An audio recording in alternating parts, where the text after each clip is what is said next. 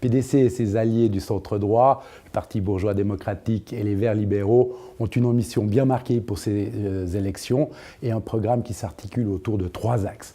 Le premier axe, c'est l'aspect environnemental. Nous lutterons contre toutes les nuisances de quelque sorte qu'elles soient. À titre d'exemple, nous ferons du projet de l'étang un projet de qualité pour tout Vernier. C'est un projet qui est pharaonique, mais qui est aussi source d'espoir. C'est dire que l'attention du conseil municipal comme du conseil administratif sera essentielle pour que ce projet profite à tout Vernier. Sur le plan financier, vous le savez, Vernier a consenti d'énormes et des efforts colossaux pour des infrastructures cantonales. Nous souhaitons que Vernier puisse disposer de véritables compensations à cet égard. Enfin, s'agissant de la précarité à Vernier, nous lutterons contre cette précarité. Nous irons à la recherche d'entreprises, mais de véritables entreprises créatrices d'emplois pour Vernier. Nous soutiendrons également l'intégration sociale de nos jeunes et de nos plus jeunes au travers des associations sportives, parce qu'il faut que cette intégration soit réelle et non pas simplement un laissé pour compte.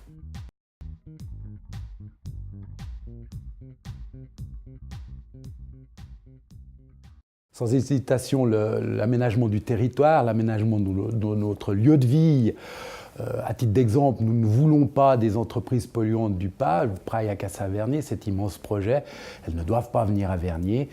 Le projet de centrale force chaleur au Lignon, qui au fond tente à polluer tout le Lignon, ça nous est insupportable. Il doit être abandonné au profit de petites centrales qui seront disséminées sur tout le territoire, à l'image de ce qu'a fait la maison de Vessy à Verrier. Enfin, les projets du Conseil d'État, la nouvelle semi-autoroute, demi-autoroute Vernier-Canada et la nouvelle route Barreau de Montfleury, nous veillerons à ce que ça soulage véritablement le trafic et que ce ne soit pas en réalité la source de nouvelles nuisances insupportables. Il y a bien évidemment du pain sur la planche et Vernier devra faire entendre sa voix avec force, mais aussi avec habileté. Ce ne sera pas facile.